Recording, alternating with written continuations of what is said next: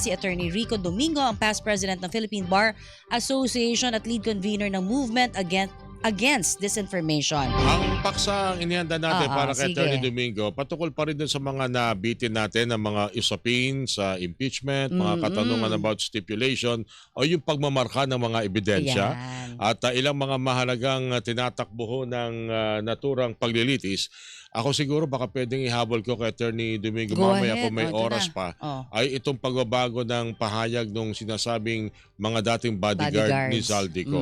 Ano magiging implikasyon nito? Lalo-talo na yung ombudsman yung nagsabi na ilan sa kanila na nagbigay ng individual affidavit ay Ano sila? pinanggagalingan ng kanilang kaso laban kay dating Speaker Martin Romualdez and umatras. Ayun na At nga. may mga aligasyon na sinasabi. Siguro, unahin natin ang usapin ng patuloy na Vice President on trial o impeachment. Yes. Attorney Rico Domingo. Attorney Domingo, sir, good morning.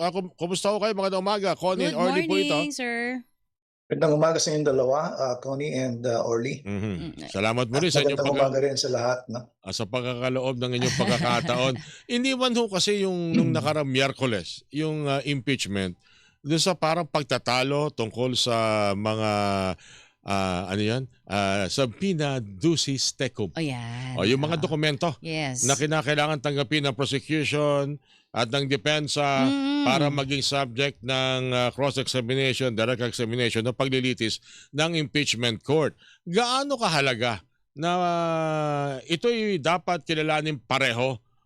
Kasi humantong sa punto na sabi ng prosecution through Attorney Kapunan, o sige, kung hindi nyo tanggap ang dokumento namin, dokumento na lang ninyo, ganun din naman yon. Yes. Pero hindi ho natin matukoy kung ano po nangyari. Gaano ho kahalaga itong mga bagay nito na dapat kinikilala ng magkabilang panig sa pag-usad po ng isang impeachment trial, Attorney Domingo? I think ang gusto ng defense, Orly and Connie, would be to make sure na ang kanilang pinag-usapan pare-pareho. In other words, kung merong discrepancy sa kanilang respective copies ng mga dokumento, magkakaroon ng problema. So just to, in effect, that is actually a way of expediting the proceedings. No? Unfortunately, dapat ginawa po nila yan during the pre-trial. That's right. Okay. So may pre-trial at meron pre-trial order ang court at sinabi nila ng June 29 at hindi yata nagkasundo sila sa stipulation sa authenticity and the copies that they have respectively. Actually, sinabi din ho yan ni, sa prosecution naman, ni Attorney Kapunan. Kung ayaw nyo diba? nito, yung dokumento na lang. Mahalaga kasi ito, partner, Attorney Domingo, acknowledgement receipt itong mga pinag-uusapan ito. Kung paano ginamit yung confidential fund ng Vice President, Attorney. Oo.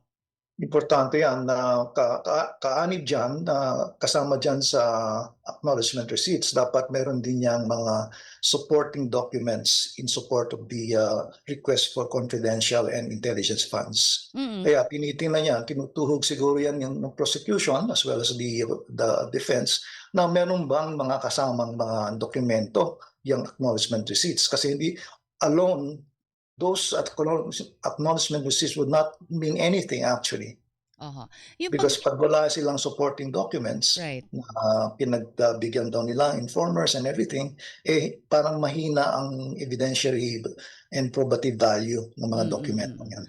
Yung pong sa pag-grill ng mga senator judges dito po kay dating auditor Wamil, nakikita ho ba yung parang napatibay ho ba yung sa testimonya po mismo ng dating auditor po na si Mr. Wamil, yung patotohanan na yung sa mga dokumento po talagang wala hindi ba? So, masasabi ho talaga in terms of credibility naman itong prosecution witness na po na ito ay mukhang malakas na ho ba? O may kailangan pang mga dagdag? Maraming kung aming obserbahan yan at marami pang dapat sinabi siya na sa kanyang testimony. But huwag natin pangunahan sila because meron pa yata mga COA officers na ipipresent ang prosecution. Opo, marami pa. Ang kanyang tinuhog lamang yung proseso na implementation ng circular na tinatawag nating Joint Circular number 2015-01 dated January 2015. So doon na tinutuhog niya, parang nangyari doon sa Article 4, parang bigyan lang niya ng balangkas kung anong ginawa niya. at Opo. anong resulta ng kanyang audit. At saka yung mismong ano po, yung, kumbaga sumunod sila doon sa mismong batas lamang, hindi ba, na sinasabi may mga, Mm. kailangan ipresenta na hindi ho naipresenta. But do you think na that in itself po na ipresenta ng prosecution witness na si Mr. Wamil very clearly? Yes, he did. There were times that dapat may sinabi rin siya Hmm, tungkol sa ano ang mhm. post-audit. For example, yung mga report na yan ay dapat binibigay sa respective people who would approve Aha. the release of the intelligence funds as well as the confidential funds. Hindi yata nabalangkas yun. Alright. Because kung ating titingnan yan, Aha. alone, the acknowledgement receipts alone would not do anything, any Mm. probative value, kung hindi natin itutuhok yan doon sa Ah, pinagbigyan nila mm. ng reports at kanilang findings. Anyway, observation na rin naman ang binabanggit mo, partner, Mm. Attorney Domingo. Siguro nakikita ko, correct me if I'm wrong sa aking observation, pinipilit na o ginagawa ng paraan na yung mga maaring questionableng pinaglaanan ng pondo Oo. ay hindi na Hindi na dapat dapat questionin kasi makatao naman yon tulad ng Mm. pagkain at gamot. It Pero hindi nalili si yun na ano nga eh, eh. si Attorney Roderick Wamil eh. Hindi ho ito, parang hindi yan kung yan na dapat ba may natulungan yan o dapat yan sa mga mahirap. Kundi dapat bang yan ang pinaglaanan nyo ng pondo batay doon sa pinagkasunduan doon sa sinasabing Joint Circular 2015. 2015. Attorney Domingo, tama ho ba yung obserbasyon na yun? Tama yun. Ang point lang dito, in fairness to the witness, no, si Lamin, no, ang kanyang role dito as auditor is that he would prevent, excuse me, he would Aha. prevent the abuse of the confidential funds usage as well as intelligence usage to prevent and disallow irregular, unnecessary, excessive, extravagant, and unconscionable expenditures. Yun ang kanyang role as auditor. Auditor. At maganda Clear na as rin, to maganda kung na rin, ano ang kanyang pinapuntahan noon at saan nakapunta yun is something that has to be done by another witness. maganda na rin ipinapaunawa natin yan. Kasi minsan, merong mga pinagkakagastosan ng ibang mga opisyal natin. Ang ating pangunawa, napunta naman yan sa tao. Marami naman niyang nabusog. Oo. Marami naman niyang napakinabangan na may sakit. Hindi ho basta-basta gano'n ang paggamit ho pala ng pondo ng gobyerno. Dahil bawat ahensya, bawat sangay, meron Meron silang ng specific specific. funding at hindi ka pwedeng sumaklaw doon dahil yung nga, Confidential fund in event yun. Oo. magiging technical malversation ang mangyayari, Attorney Domingo, ano po? Totoo yan, Orly, tumpak ka. Because yan ang ginagawa nilang practice on the sly sa likod. At minsan pa nga, nagkakaroon sila ng transfer, ang tinatawag niyang cross-agency transfers. Yun ang iniiwasan. Yan ang iniiwasan. Oo. Because hindi mo matutuhok yan kung hindi mo talagang titingnan ng masusi yan eh. No? Mm. So ang point nandito, dapat ang auditors are more vigilant. In fact, meron nagsasabi na mukhang some auditors drop the ball. Hindi nila ginawa ang kanilang Tama po. Ayun, Tama po. oo. Ayun nga, speaking of ginagawa yung trabaho, nabanggit po kasi ni Mr. Wamil na first time niya naka-encounter ng 125 million for liquidations. Ang gamit lang po mga account receivables or ARs. Can you expound para lang mas maintindihan po ng mga nakikinig sa atin, ano ba yung pag sinabi nating acknowledgement receipts O sales invoice. yung ARs or parang hindi ko kasi sinasabi nila ba pwede na yan, sabi nung mga ibang mga na-interview, hindi ba mas malaki pa nga yung nakukupit daw nung iba. May Ito comparison naman, agad. biglang ganon. Parang hindi ho dapat daw tignan na parang nagnakaw na dahil may naipresenta naman daw na AR. Yun ang usual na argument ng mga taong Mm. gusto magtago ng kanilang expenditures, no? So I think we have to be vigilant on that, and the watchdog of this would be the COA. Mm. So dapat yung mga red flags na yan, pinapakita na nila sa mga tao at sa mga taong kaukulan, no? Kaya Okay. kung sabihin nila, baliwala lang yan, konti lang yan, we're talking even here, millions and billions of people confidential funds. And this is not only for this particular period. Oo. nagagawa na yun ever since time immemorial, I think. So dapat yan nagkaroon ng safeguards at bigyan natin ng masusing investigasyon itong ginagawa nilang confidential funds, Aha. expenses as well as the Okay. intelligence funds. Ito pa, may magandang observation dito. Bakit daw tatanungin pa si Wamil kung saan papasok yung accountability na meron ng nangyaring parang ang dating kailan masasabing may krimen ang ginawa? Yung bang sa AOM, yung Audit Observation Memorandum o Notice of Suspension o doon na mismo sa Notice of Disallowance. Alam naman ng mga mababatas attorney kung ano yun, di ba? Alam natin yan. Alam naman natin yung sequence kung ano yung AOM, ano yung Notice of Suspension. Bakit tatanungin yung pa saan nangyari ang krimen? Unang-unang COA, hindi naman magagaling sa kanila na ito yung krimen. Ang purpose nila, ipaliwanag mo to. Kung hindi mo to maipaliwanag, isoli mo yung bayad. Attorney Domingo. That's very true. At yan yung nangyayari since Tami Memorial at saka we're not born yesterday, no? Lahat naman na ito ipaulit-ulit.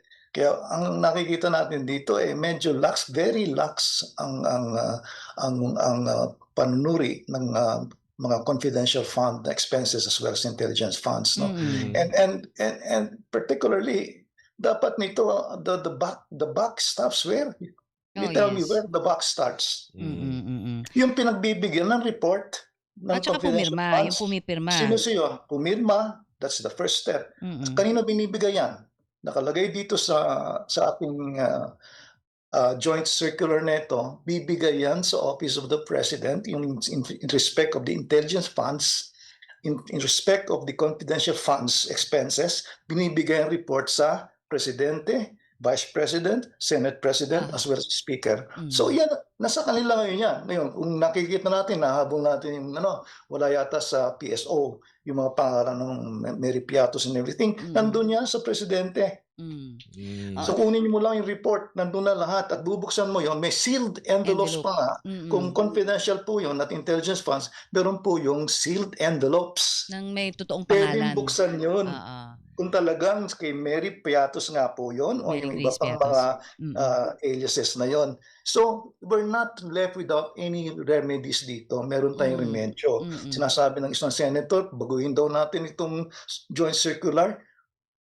Nandiyan na po nakalagdag na po lahat ng proseso I agree. Maganda ho yung pagkakalatag ng Joint Circular 2015 kung unawain natin maigi. Dahil hindi ka makakalusot po doon. Yun nga itatanong ko sana. Kasi di ba from 2012, nabago na yan ang Joint Circular to 2015 para nga hindi ho makalusot, di ba, doon sa pagtatago, kumbaga doon sa mga confidential funds na ito. Lalo na yung tanong kay Wamil, niniwala ka ba na ang So, ang tanong ko lang, attorney, yung Joint Circular 2015, so we're seeing that it's working. Or meron pa bang dapat ayusin para hindi pa mabutasan lalo at hindi makalusot ang anumang mga gusto kong magtago dito sa confidential funds? Babalik ko yan sa mga nag-i-implement. Kasi tayong mga Pilipino, napakarami nating batas, marami tayong issuances, at hindi natin ini-implement, in-enforce yan. Basahan nyo lang po yan, Connie. Tama ka, na nakaladlad na lahat dito, ang proseso. Napaka-tight. Susundin na lang. Susundin na lang po natin. Yung implementasyon talaga laging nabubukulan. Ang hilig sa atin pag may gulo, hahanap ng legislation. I understand your point. Hindi mo Correct. I understand your point. Wala na po tayong katapusan dito. Tulad na lang. Marami natin batas, hindi naman natin ini-implement po. Lalo tuloy gumugulo, hindi ba? Lalong gumugulo. Tulad na lang. At lalong katiwalian ang nangyayari. Kita mo kay Revilla. Nabigyan pa ng bail. Okay. Itong punto doon na nakasaad ba na kinakailangan i-disclose? Hindi naman talaga trabaho yon ng COA. Na ang kanilang pinagbabasihan lang ay kung papaano at ano yung ginamit na pera. Pero parang ang dating, since hindi malinaw, hindi particular ang circular kung dapat bang binubunyag yung asset o yung pinagbukunan ng impormasyon o hindi. Parang ang dating sa iba, pwede palang hindi banggitin kung sino yan. Hindi, correct, tama ba attorney? Kasi naunawaan natin yung laman ng joint circular. No? Tahimik doon because of the assumption na pinagkatiwalaan kayo ng tao. Andiyan kayo para gamitin ng gastusin ng maganda yung pera. So, walang dahilan para yan itago nyo, kupitin nyo sa pamamagitan ng paggagamit ng alias. Attorney Exactly. Domingo. Exactly. Kaya tawag sa kanila accountable officer. Ayun nga. Yung dapat mo ano. Kaya siguro kung silent doon dahil simula pa, huwag kayong gagamit yan para magpalusot ng pera. Yung parang yun ang Exactly. nakapaloob doon. Kasi parang, di ba, ang sabi ko nga Dahil, kahapon, dahil silent o tahimik, pwede natin palang itago. ayun na Hindi nga, ganoon. parang tuloy pa na naging siya scheme, 'di ba? Para doon sa mga may balak na magharbat, sabi nga no. We're not saying that this is what happened there. Pero ito ho parang nakikita ngayon dahil marami nagko-question syempre. Resibo lang naman ang kailangan, may katapat bawat aksyon, hindi ba sabi nga nila, attorney? Nakalagay dito, may resibo. Okay, acknowledgement receipts. Pero anong supporting documents mo? Ayun. Di ba? So, Kung napaka-importante. makikita nyo para tayo na bumili tayo sa grocery, sinabi mo sa asawa mo, bumili ako ng ganito-ganito. Let's say tight ang budget nyo. And I'm not referring to any person, no? Tight ang budget nyo. O nasaan, anong bili natin? Ito. Explanation mo. Po yun. So pakikita natin. At pakikita rin natin ang goods na ating binili. Ito naman, in the context of our discussion, Connie and Orly, ang goods niyan would be the results of the Isa investigation. pa yun. Kung ano yung Diba? tinutumbok. Wala yun eh. Wala yung silang plan. report eh. Ito Diba? at saka napaggamitan, hindi ho angkop doon sa nakalagay na dapat paggamitan. That in itself, 'di ba, parang may mali na po. Yun yung sinasabi ho doon sa nakaraang hearing na parang hindi nga pwede sa pagkain, sa gamot at etc. So doon pa lang ho para mahirap na atang mapalusot yon, hindi ho ba? May red flag na kagad yun because dapat kaya nga meron silang notice, di ba? Yes. Padaan ko ng notice at sufficient ba sa kanila yon? Kung hindi sufficient yan, ang kanilang next step would be refer the matter to Ombudsman. Because there's a presumption na ginamit nila yung mga pondong yan, yung IF na yan at saka CF na yan sa kanilang personal benefit. Okay. So yun ang presumption. Dapat yan, ang next step there in the process would be go to the Ombudsman and let the Ombudsman investigate the usage of doon kayo magtanong kung ano ba, may mapapatunayan mo bang kinupit ang pera. Yun, sa Ombudsman kayo. Wag sa COA. Hindi, kasi ito babalikan ko lang po yung pagtatanong lang din ni Senator Padilla. Sabi niya, paano kung talagang... Talaga binili mo. Kasi nalito rin ako dun sa tanong. Sabi niya, bakit? Paano kung talagang na-prevent, diba, nitong confidential funds na ito ang terrorism or insurgency? May connect ba? Paano ba? Hindi ko kasi ma-connect Anniversary. Madali lang i-connect yan, Connie, no? Sige po, ang connection yan would be, basahin mo yung report. Anong resulta ng report? Sinabi na walang mga insurgents sa eskwela. Okay. 30 students were expelled. 1, 2, 3, 4, 5. And therefore, they are sowing dissent within the school. Di makikita naman doon sa resulta. Hindi yung sasabihin very generally, ginamit po namin yung funds na yan para mawala ng mga komunista sa eskwela. Ayun. Kasi yan ho, kaya ko naipunto yan. Kasi di ba parang nalihis tuloy yung ibang mga kababayan natin. Ayun naman pala, baka mas lalong nalihis kung DepEd. Pakikialaman yung trabaho ng CHED. Kasi diba? University yun Oo naman. So yun. Remember, dapat natin malaman, ito'y pera ng bayan. Opo. And they have to be accountable for these funds, even if they are characterized as CI or FI, di ba? Or IF. So, pero they should account for this money. These are millions of pesos rather, and yung 125 million in 11 days daw, nawala na Pera ng bayan yan. Makakatulong yan sa bagyo, makakatulong yan sa pagkain, ang paggutom ng mga tao. Alright. Huling punto na lang sa akin. Dahil ito yung ginagawa naman nito natin ni Domingo nung nagkita tayo rito. We have to do these things for the people to understand. Para mas maunawaan natin ng maganda. Dahil maraming paraan para mailihis ang takbo ng investigasyon to make it look like hindi pala ganito dapat kabigat itong ating pinag-uusapan na hindi naman dapat. Ang pinupunto ko ay yung klase ng pagtatanong na may napatunayan mo na ba na may napunta sa bulsa o napunta yan sa isang opisyal ng gobyerno, which is alam naman natin na hindi naman yun ang tinutumbok ng audit nung pag-evaluate ng Nasa- COA Intelligence Confidential and Audit Unit Office Oo. na ginagawa nitong tulad nila Attorney Roderick Wamil para tukuyin kung kaninong bulsa napunta yan. Kung hindi nakatingin sila doon sa detalye, Nasa numero, di ba? numero, Oo. saan mo yan, Hindi tama sa ba ang personality, paggagamit oo. mo, at kung hindi yan sumunod sa mga panuntunan ganyan, balik mo ang pera. Ayun nga pala, dahil dyan sa sinabi mo, partner, may mga nagtatanong, paano kung ibalik na lang? May lusot na ba doon si VP, attorney? Hindi po. Mm. Because dapat meron pang another proseso doon. Binalik mo, pero yung pinapabalik kay Revilla, hindi pa pinapabalik yung 125 million. No? Aha. Ito naman, pababalikin yan at meron pa silang criminal So culpability. walang oo. Pupunta tayo sa ombudsman because ang nakalagay dito sa 8.3 section, failure of the AO, the authorized officer, to liquidate any public funds for which he is accountable upon demand by any duly authorized officer shall be prima facie evidence that he has put such missing Oo funds or property to personal use and benefit. So that alone would be a very, very strong evidence para sa ombudsman to take a look at. Alright. Okay. Lilihis lang ako. Okay, Sige, ito tayo. go, Connie. partner. Go ahead. Attorney Domingo, nabalitaan mo ba yung pag-retract ng 4 na mga Ayan pa. dating bodyguard ni dating Congressman Saldico? Saldico. Anong magiging epekto nito doon sa gustong tumbukin ang investigasyon ng ombudsman sa pagkakasangkot ni dating Speaker Romualdez sa flood control scandal, Attorney Domingo? Well, isa lang namang mga witnesses yan. Marami pa namang body of evidence ang ombudsman. So we have to take it as part of the process. No? But I'm not saying I'm not justifying the retraction.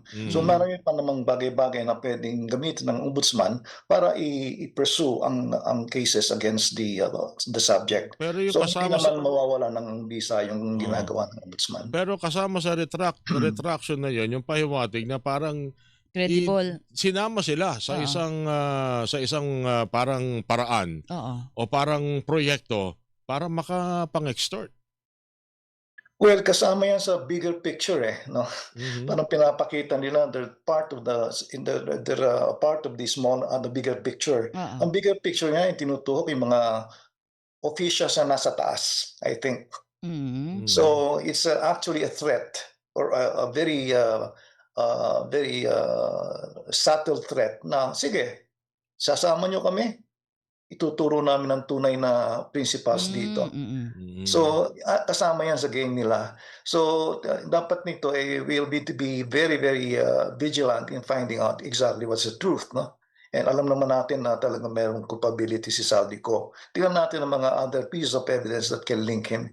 In the first place, bakit siya nasa labas? Kung talaga siya malinis, nandito siya sa Pilipinas. May mga threats daw kasi siya sa buhay. Kung wala tayong, siguro kung di ka busy, attorney, punta na nga na sa Saldico, balik na lang natin dito. Kung pwede lang. Pwedeng ganun lang kabilis. Pinuntahan na nga ng Secretary of Justice, wala naman nangyari. Anyway, attorney, kami na magpapasalamat Yes, muli sir. sa Thank pagbibigay you. ng mga impormasyon nito. Napakahalaga dahil nasa day 14, Papapunta pa may lang. pang 15 pat o 3 marami pa itong Lunes araw. hanggang Miyerkules. Next week abangan natin ang susunod na Just kabanata. quickly lang, no? Sige Pero po, attorney. binilang ko ang witnesses ng Article 1, 27 witnesses, no? Just for the information ng ating kababayan. Ang dami. I think 3 or 4 pa lang na and they're given how many days? Hanggang 31 days. 31 days po. Trial dates, no? And yet it looks like a very, very process. For example, yung isang private prosecutor was saying na dapat paghambingin lang natin, gagamitin namin ang ebidensya nyo, ayaw naman ng kabila. So you can see that this would be a very long process altogether. And that baka naman tama yung sinasabi ng isang public prosecutor, baka hanggang sa Valentine's Day pa nalilitis pa Mukhang tayo. araw. Malamang. Baka magkapalitan pa sila ng red roses. Ay, ganun ba? Attorney, Thank you, attorney. salamat din, sir. Sa ulitin po. Thank you po, sir. Thank you po. Sige, okay.